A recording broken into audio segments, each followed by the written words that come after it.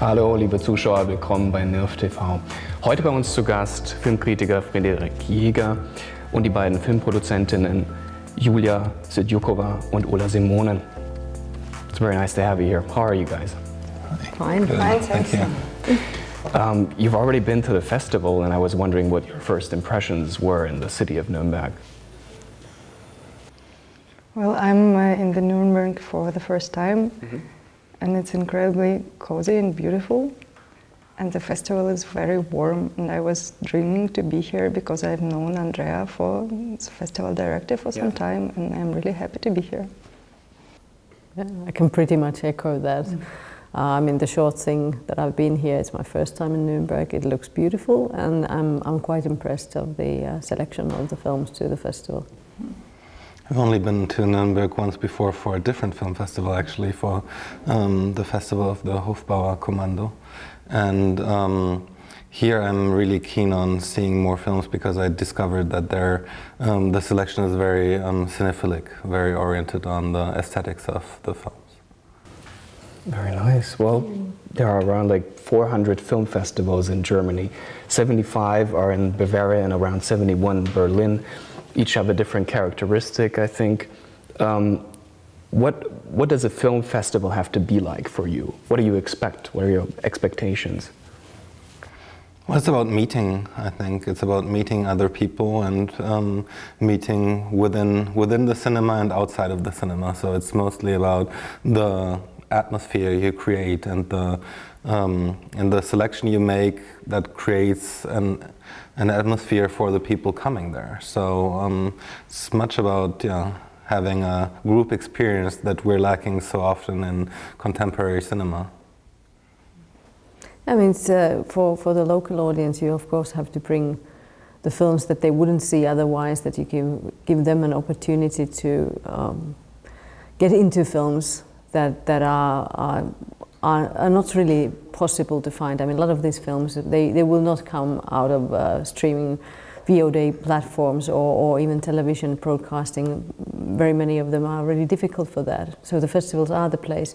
But like as an international guest coming to a festival, I mean, it's all about what you said about the very cinephile touch to the films, that why would I come over here is really like that the selection is very extraordinary. And that makes a difference. Then to some other festivals you go because of their marketplaces, or you go because of the contacts that you can get there, or that kind of things. But over here I would say it's really primarily the selection. I agree, and I would like to add that what I like about this festival a lot, that the program is not Western or European centric. You can find a lot of films from all over the world, really. So would you say that film festivals in general as a public platform carry on that tradition that film and TV used to have before this? Aside from, of course, the internet and social media and stuff like that, has the importance of film festivals grown over the years?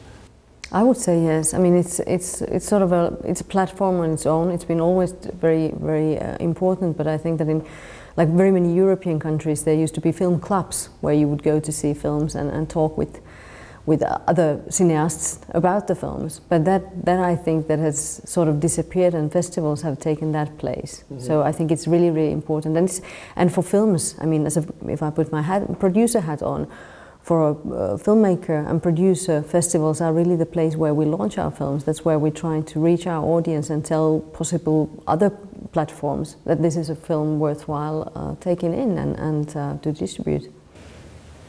So the heightened accessibility is definitely something to keep in mind. I think when people come together, especially at this festival with people from all over the world, all kinds of different cultures coming together and presenting a film that would otherwise maybe in their home country not have that same attention.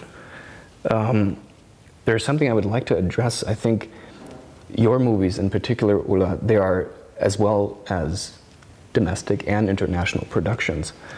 Yulia, your movie, All Things Ablaze, is a movie that's very dedicated to the history of Ukraine and the very recent history thereof. And Frédéric, your focus is specifically on German and French productions. And I was wondering, how important is the culture of your own home country to your own profession, and in what way does that play a role? I think it's very important because you work within specific contexts, so it's very important what happens where you're at. I mean, one of the reasons I like to travel is to see other contexts, but of course most of the year I'm within a German context working there. So of course it's important what kind of films are produced, what kind of films are receive funding, what kind of films don't, and which films are getting talked about and travel and create a kind of culture of cinema. So yeah, it's very important, and that's why also I consider myself in maybe modest terms as an activist, because I think it's very important to fight for a specific cinephile culture that sometimes is lacking. Yeah, and for me it's everything really, because although I like working with co-productions, but still I would like to make documentaries about Ukraine and from Ukraine, and it's I believe that it's the best way when you are making a film about your country.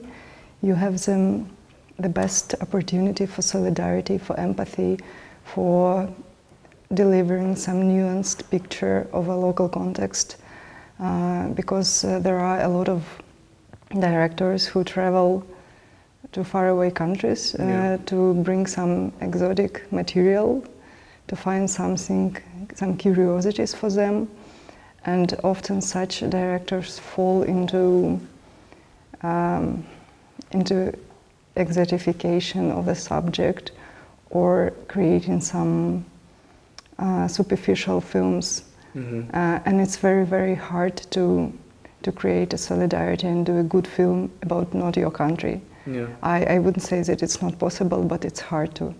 So working with a local context for a documentary filmmaking is everything, really. Yeah, I have this exact same take. I mean, the Finnish productions that I've done where the director is from Finland, they all take place in Finland. They are in Finnish or in Swedish, the second language of the country. Or the subject, I've also worked with something where you travel somewhere, but the subject has been of Finnish origin, so that you follow the Finnish person. So it's for me it's very, very relevant that when I work with the Finnish director, that we have that the context is within from the country, that it speaks to our audiences back at home. But then in the international co-productions that I do, then I also I'm interested of those stories that I can have from the talents. Like now I'm working a lot with East Asian filmmakers, and I really want to have the East Asian filmmakers to tell their stories of their areas, and why I want to work with them is just to try to help them, their voices to be heard in Western countries, because that's what we had, exactly like you said. We've had so much of that especially like, very famous cases of Indonesia, for instance, that we have a Western filmmaker. I mean, the results can be excellent, but still it's somebody else's point of view. And I'm really keen on that I'm trying to help at the moment, like filmmakers from Indonesia, Myanmar and Philippines, that we would have their voices, their stories from their area, and I'm trying to make them international so that we actually will see this amazing work that they're doing. So is the act of killing something you would criticize for being from a Western perspective? Well, I've talked a lot with the Indonesian filmmakers about that. I mean, I have a lot to say of that, and I don't think we have time for the discussion of act of killing or look of silence. But it's just the whole premises. I mean, they did an incredible job in doing a lot of things, bringing things to the knowledge of the Western world. Obviously, that was a very strong and good thing. But then it also, it stopped a lot of Indonesian films ever traveling, because now there is already act of killing, there is look of silence. So therefore, the stories that the Indonesian filmmakers would have done from the same area or the same time, they just don't travel. I mean, I know that there are films, there's excellent films, but they just will not anymore trespass that iron wall that we now have with Asia and Europe or US particularly. think it's very interesting to bring these different perspectives to light or to attention that otherwise just would remain silent.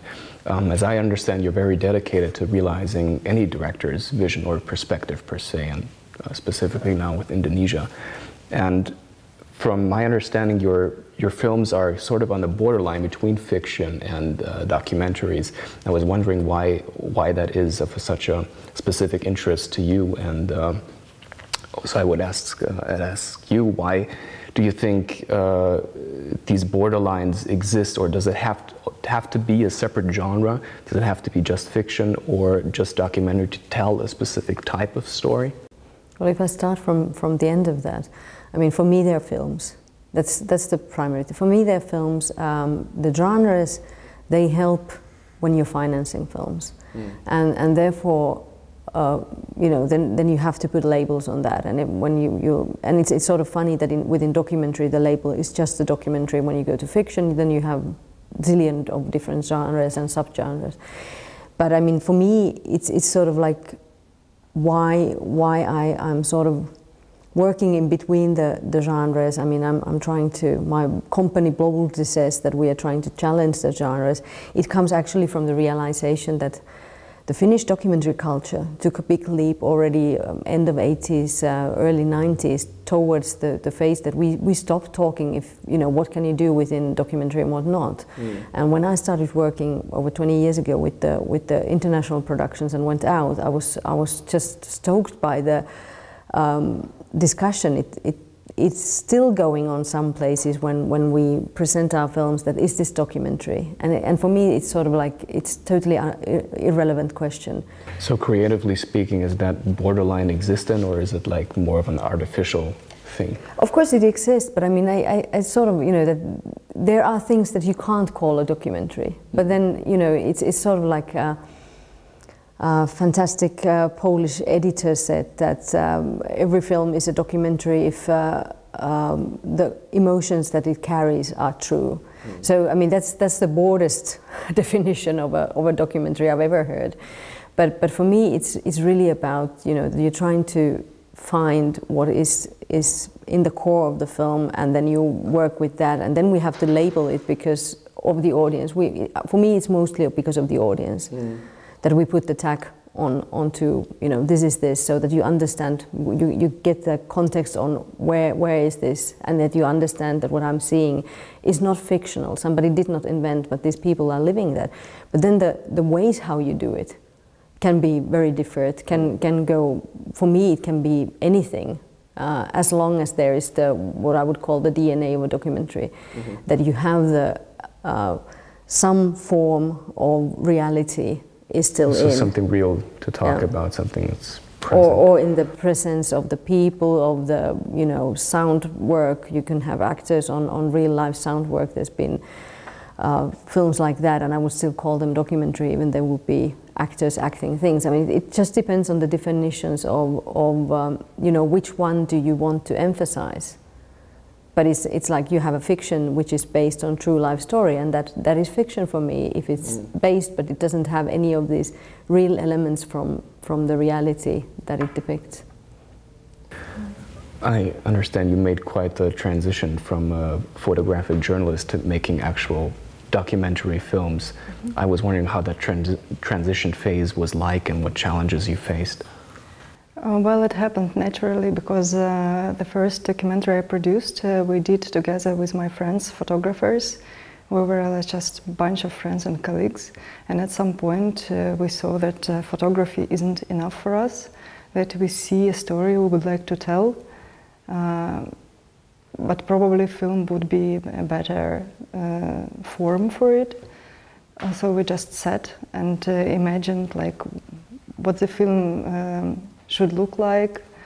We didn't have, any of us had any idea how to make films, but we somehow figured it out, and during half a year we were already shooting it. So yeah, it happened, I would say, accidentally and naturally, and I'm very happy that I'm here now. I'm still doing both photography and film. But so you never actually stopped? Yeah, I never stopped doing photography. Of course, I don't have enough time for it now, but occasionally I continue to work with the different newspapers and magazines, with my old clients, whatever.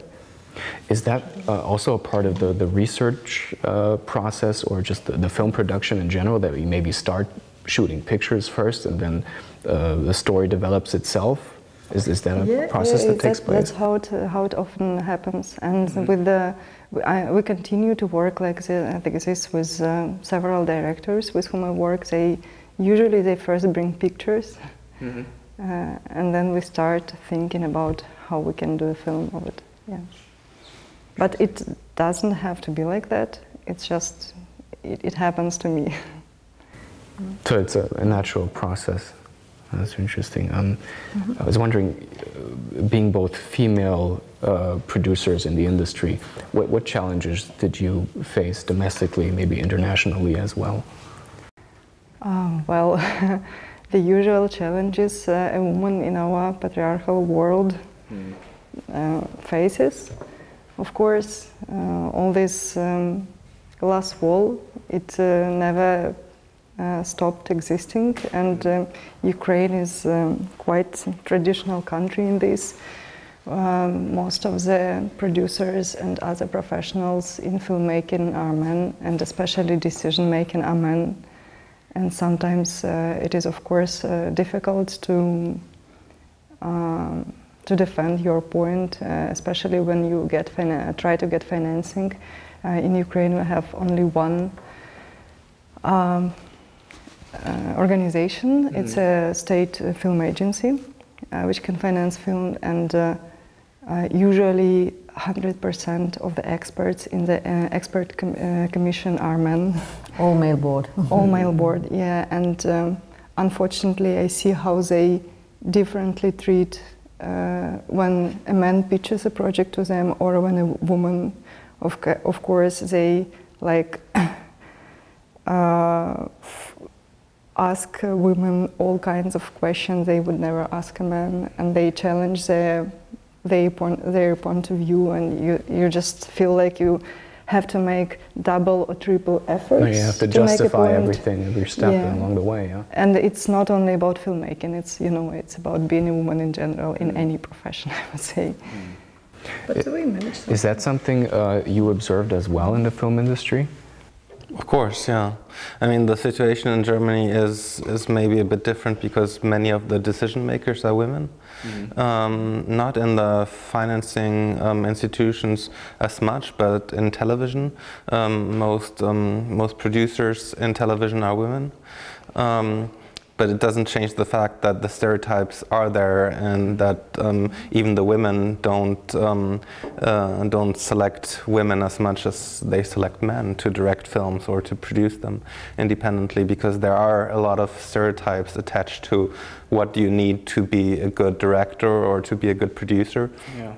And those stereotypes, as long as they prevail, they make it so much easier to unconsciously, most often at least from what people tell me, it's unconscious, that they select the projects from men over those of women, and that's why I mean there's a lot of talk and efforts to change those situations. And I think one of the things you can try to do is, within financing, you can try also to work with anonymous applications. It's not always possible, because of course you do care which filmmaker you want to support, but I think at some stages you can work with double blind kind of experiments, like in science, where you try to have two people look at one application and try to assess it independently. And yeah, I think there's a lot more to do in that area.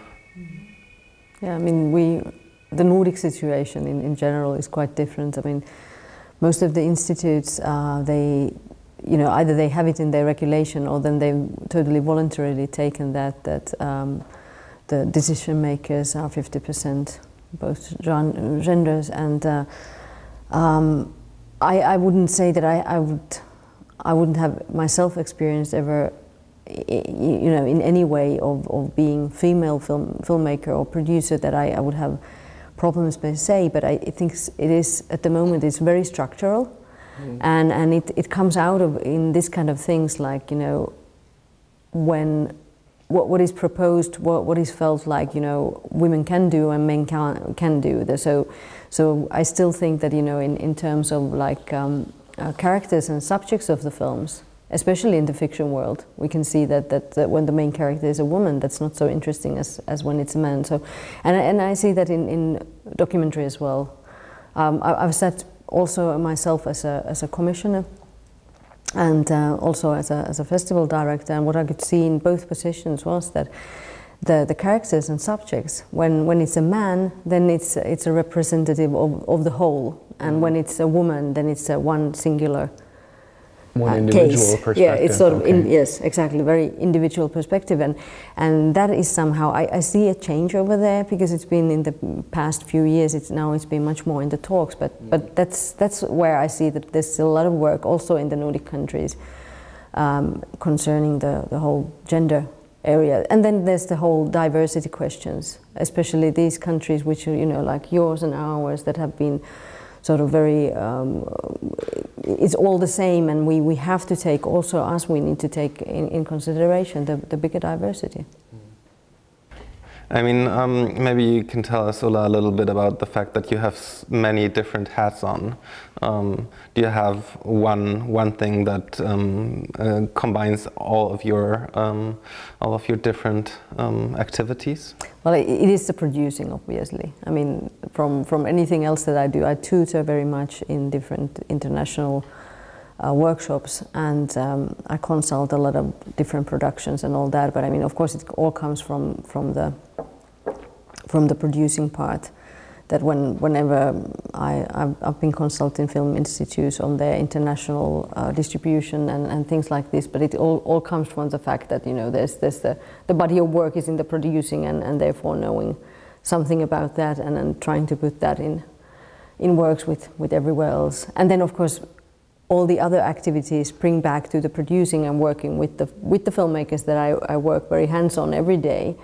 Then the experiences I get like the whole set East Asian thing, it's been really invigorating for me to see very different takes on filmmaking, and then to try to bring it back and show other possibilities for the people that I work with.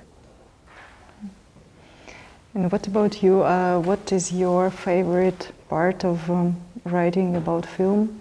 And I'm asking like from a personal perspective, because when I was a student, I worked in a film magazine for a couple of years, and then I quit doing it because I felt that I would like to do something to create films. I didn't know what, and I started like with distributing them because writing about films was not fulfilling for me.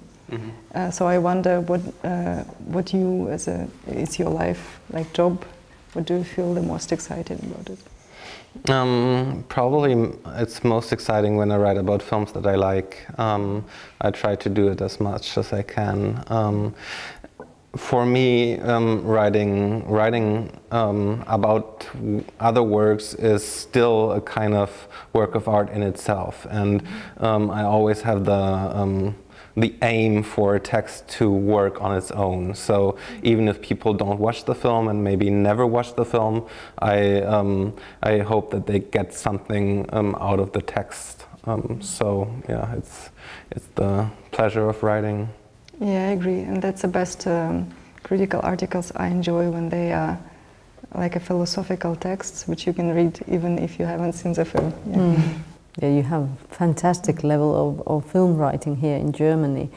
I mean, I don't know any other place where they would have actually competitions for the film writers, like in Munich. So I think that's really admirable, because I would say that our level, what I have domestic, the level of writing, it's really not on the philosophical level, and you really have to see the film in order to understand what they're writing, and it's very often just about writing about very personal thoughts of like, why didn't they have more of this, which is not so so enjoyable, or so you know, it doesn't give really to a reader, particularly in that sense that if you didn't see the film, I mean, not only to sell the films that people would go to see them, but really to understand that what the filmmakers have been trying to do, and to try to open that world to them.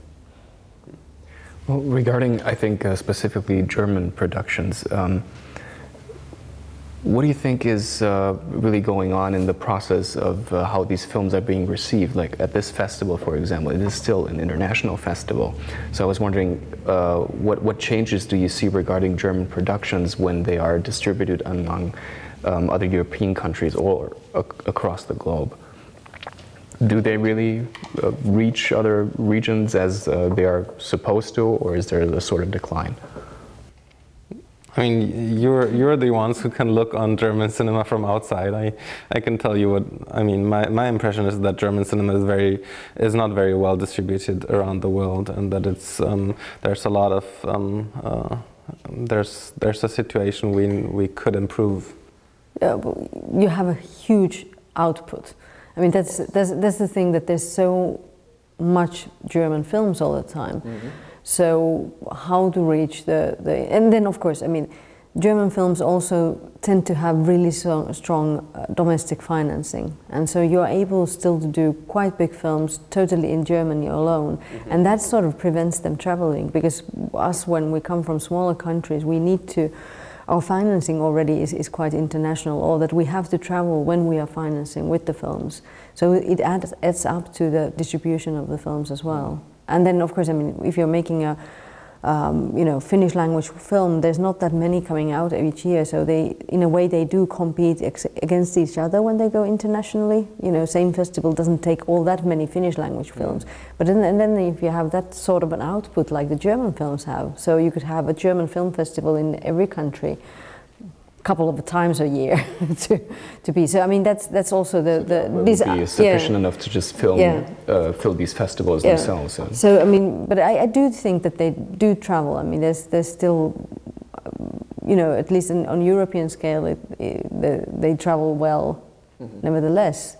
But of course, there could be, you know, a lot of effort put to that, and I think that it is also in that very many of the producers maybe don't have the ambition to go internationally, because they do fine on their home ground, which is okay.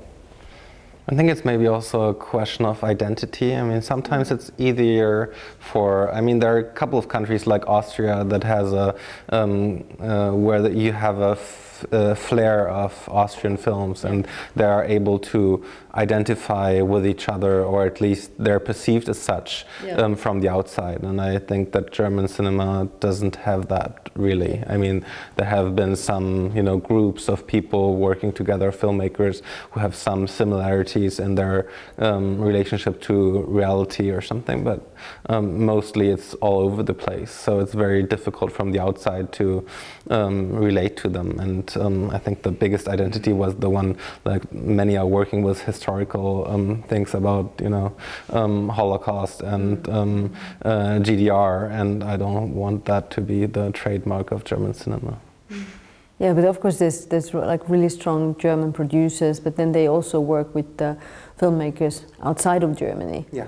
So it's sort of like this very, very strong German productions, but then the directors could be non-German, or very often are. So that's also, I mean, that's also a result of the fantastic financing that you have in this country, that happens.